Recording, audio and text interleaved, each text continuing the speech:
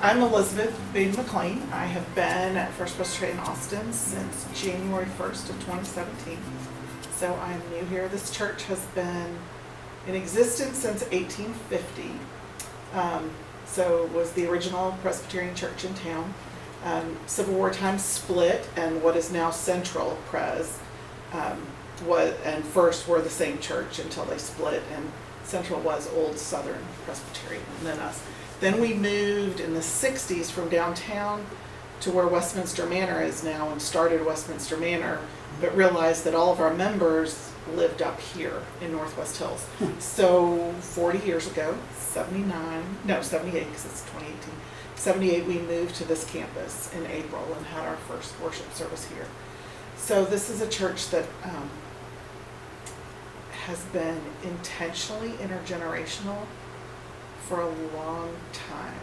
I mean, even more so since my associate's been here for the last 10 years. But when I look back through the history and talking, they have been very much committed to being intergenerational. They've also been very committed to people who are often overlooked. So there have been open LGBTQ folk in this congregation for decades. Without, not flying rainbow flag, but just completely, utterly integrated into the life of the church. Bring your whole self. As I told our new director of music, if you didn't share your whole self and the fact that you have a partner, this congregation would actually be sad. That you don't need to hide who you are. So I think I think some of that was we were the only church that stayed with the northern stream. Mm-hmm. So I think they've been outsiders in this area, so have naturally been gravitated towards folks who are outsiders in the life of the city. So mission-oriented, family-oriented, but like I said, family takes lots of different definitions. 2 moms, 2 dads, 1 mom, 1 dad, got both. However you show up, you're welcome here. And when you talk about intergenerational, you mean all ages have been incorporated in a part of the congregation. And part of the congregation. Yeah. So, and that's one of the things that really attracted me to this place. Mm-hmm. So, worship. There are children, youth, and adult lay leaders every Sunday. Children are welcome here. There's a children's time in the middle of the worship service that's not, aren't they so cute? And it's not there to make them look like trained monkeys. It really is a very integral part of the life of worship. On the first service, we have communion every single week. And so we have a great entry, and the children all come to the back of the sanctuary, pick up everything we need, and come set the table for us. And then after that, they have their time, and then we have communion together. They're acolytes, they're readers, but more than just that, because that can be token. Mm-hmm. What I love watching is older members of the congregation adopting younger members and vice versa. So people call each other by the grandparent names of their biological grandparent children. and that's just completely normal. Or they're like, that's Nana June. Where's Nana June? Ooh, I need Ninny. Where's Papa? And so most people who come from the outside would think, oh my gosh, they're related to each other. Yes, by baptism only. And so I love watching that. This congregation, our family retreat, our intergenerational all-church retreat, we've got about 450 people. We had 95 people last year. So it completely wipes out Sunday morning. Yeah. But that's okay. But their families, single people, married people, all ages. It's not just people with little kids coming. And even folks who, when we go to Mo Ranch, that it's not an easy place to be, but they wouldn't miss it. Yeah. So, figuring out how do we accommodate what we do for everybody's level of skill. Truly, if you make it easy for somebody who has a cane, it's easier for a toddler. Right. So, yeah, but it's one of those people think about that. And very intentional. It's an intentional place. Mm-hmm. Good.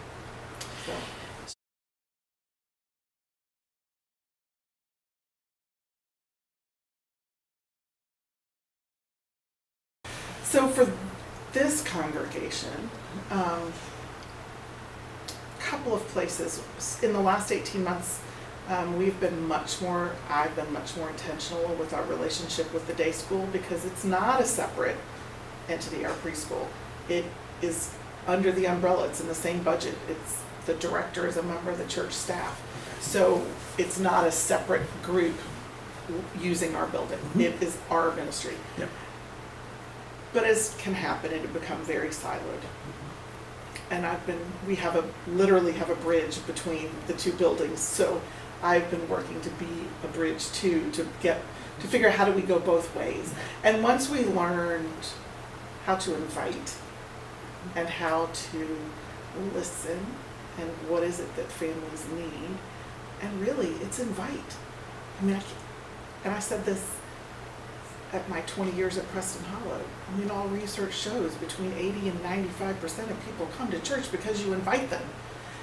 And they're not offended by you inviting. They may say no, but it's finding many, many ways to invite the families to come to this side of the bridge, but also how do we get some of our church people to go to that side? And that's our next step that we're working on. We have a new director who's very open to that. But I know the more we see each other in mutuality, the more that helps. But it's come down to inviting. We have the misfortune of being zoned in such a way that we cannot have a sign perpendicular to the road. So, because it's really a residential lot, and changing zoning in Austin is not worth it, the hassle you go through, because it would alienate more neighbors than I think it would help. So we have to find creative ways to people being open. So it's just clear and open communication with the congregation. Here's something to bring your friends to. But this church likes to invite their friends to things. It's really kind of interesting. And I've also noticed that we have a lot of elementary school teachers and in our congregation, and kids who are in the same schools, and they end up having relationships within the halls of the school that are past teacher student, and others are like, hey, what's going on with that? Oh, well, we go to church together, and just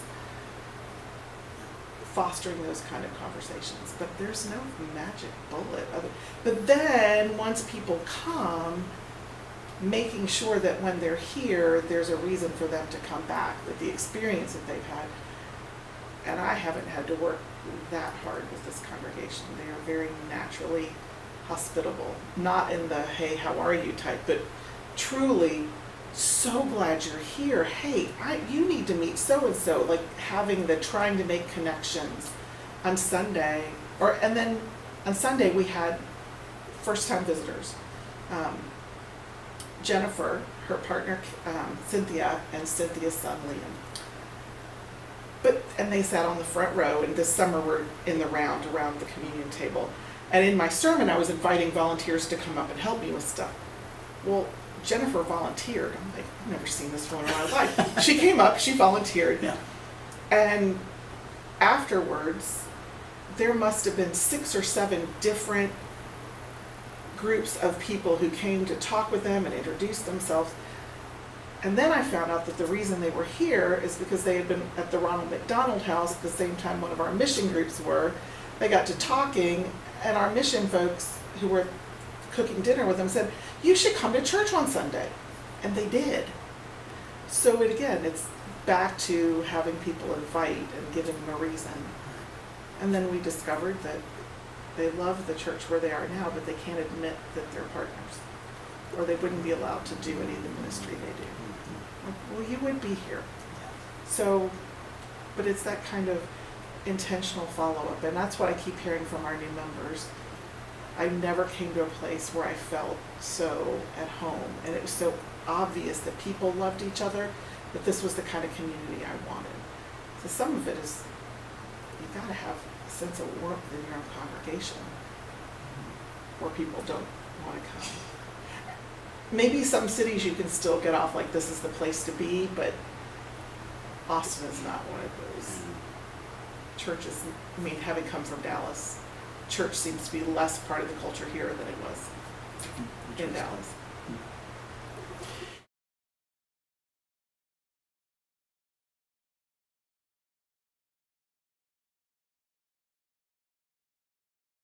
I do.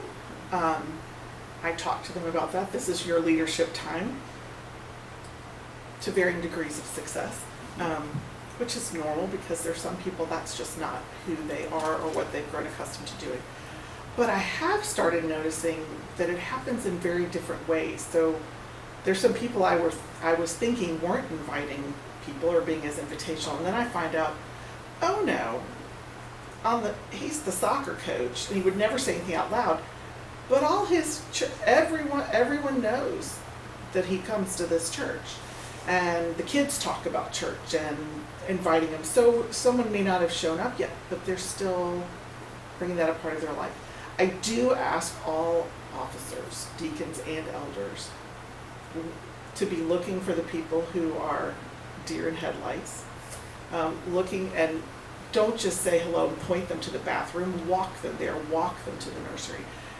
During the passing of the peace, go intentionally look for people who you do not know. Now here's the thing, in the summer, you may not know them because you go to different services. Doesn't matter, you don't know them. Go meet and pass the peace with someone you do not know. After worship, look for people you do not know, introduce yourself. And so it's getting better and better, but I know it's against all of our natures to not talk to our friends that for a lot of people here, the only time they see are on Sunday. So I'm like, 3 minutes, I'm asking for 3 minutes before you go into your clique. So.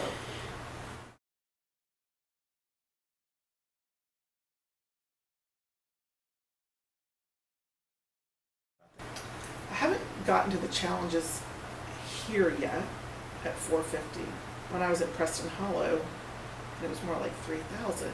Some of the challenges, and this is part of me, I want to know everybody's name, and I want to know who you're related to, and I want to know I want to know you.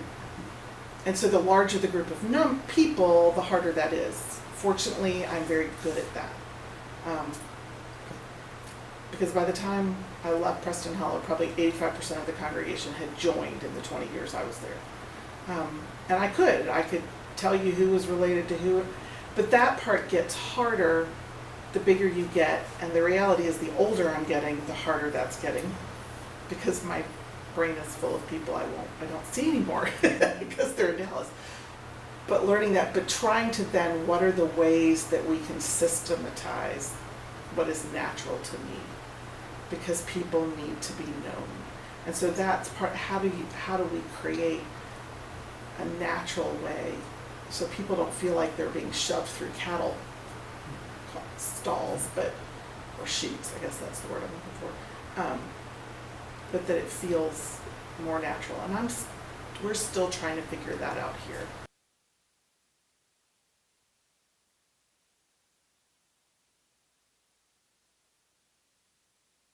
So we do a lot that's not directly in the neighborhood. A lot of downtown stuff, because even though we are a suburban church, I think because we were born in an urban church, there's still, even though we have not been urban since 1960, that's still part of the DNA of folks. So looking at, part of it is helping people realize that just because your neighbors look like they have it all together doesn't mean they have it all together. So part of my hope right now is that we figure out ways to listen to our neighborhood. And one of the things I'm about to have folks go do, I realized, you know what, we have a fire station that is 200 yards, as the crow flies, maybe 500 yards, I don't know, I'm not good at that. But you know what, the firemen know more about this neighborhood and what's going on and need and stuff, that why don't we go ask them? What are they noticing that people need help with? Same thing, going and talking to some of the police. What are you noticing on your calls that might be something that we could address? We've been trying because the closest elementary school has spent the whole last year getting ready to be torn down. and it was a new principal, we weren't able to get into the school the way I would like to be able to, but we know that that's a place that we can do a lot with that particular school. And I've made inroads there because I happen to have met some other teachers, so it may be coming in through a teacher. But I know in the past that that's been an important part of my ministry of connecting the skills of the church with the needs of the elementary school, because they're very deep. So, and the work we did up in Dallas, the school 7 years ago, was the worst school in Dallas, and this past year was said to be the fastest improving, most improved elementary school in the entire district, with 97% English language learners. But it was a couple hundred volunteers, not just from the church, but started with them, just intensely focusing on that, and that's what we need to do. And it also, the more we get into the schools and see that, particularly in a school with a bunch of refugees, then it bleeds over to, oh, well, I now know people from different countries. I don't like what I'm hearing about what's going on in their families because of immigration or because of this. So I want those relationships to help us spark what are the other ways besides just direct aid.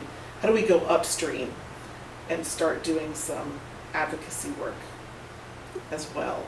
That's hard. I know that's not something that this congregation has traditionally done. And it may not be something that we get to, but I still want to try, at least ask. So even something little like, are we registering people to vote? I mean, something so simple. I'm not telling you who to vote for, I'm just telling you, go do it. Go be a good citizen. Great.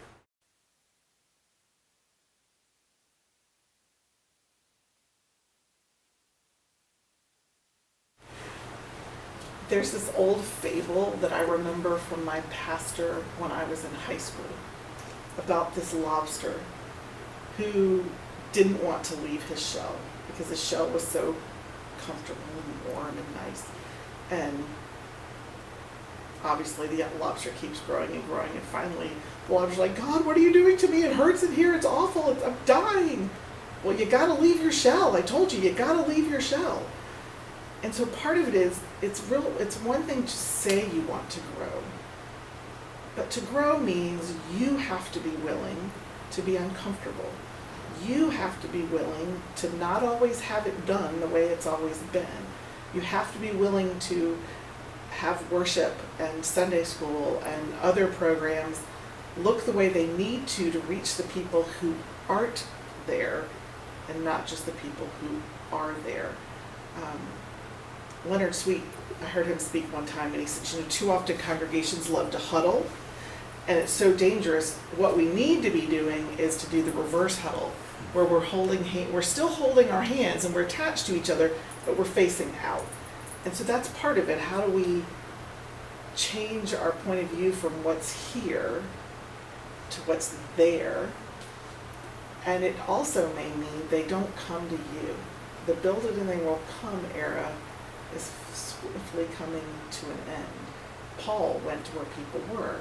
He went to the market. He went to the riverside. He went to the synagogues, which were not the same religion. I mean, he went different places. So we have to think differently. It's not the 50s, 60s, 70s anymore. He was born in 1965. That's the last year the church was growing in the United States. So all I know is the church going downhill. But I don't think smaller is worse or a sign of failure. So part of it is spending time thinking about what is the Spirit doing within us, and where is that? And part of growing is also having your pruning. If you're a gardener, you're lopping off the parts that aren't producing. I call it ecclesiastical euthanasia because it just sounds so good. So what do we need to get rid of to be able to channel our energies somewhere else? And it doesn't mean that what we did was bad or wrong, it's just, its time has come. And I know that's hard, but when you realize you have, like we had a ministry here with adults with intellectual and developmental disabilities, but they were all coming from the state school and coming here because we were the closest church who offered a Sunday school class and was willing to. And it was a great relationship. And then the state school changed how things were working, and they no longer would send buses. And if people wanted to go to church, they had to go with their caregivers to individual churches, and all of a sudden it dried up. Well, when you have, and we couldn't get people to come, but also a bunch more churches had already started the program who had more people near them. So when you have 15 volunteers and 2 students, this isn't ministry anymore. And they still miss it. I mean, 15 years on, they still miss it. I'm like, y'all, you did a great thing. You inspired a bunch of other people to start stuff, but that's okay. So that, I mean, it just means it's going to be like the Emmaus road to Emmaus. You know, as soon as they recognize Jesus, boom, he was gone. So as soon as you think you got a handle on it, boom, it changes. And to be able to be willing to not be frustrated by that, or in your frustration, not let that be seen as failure. The hearts of all people with your fire. Kindle all people with your fire.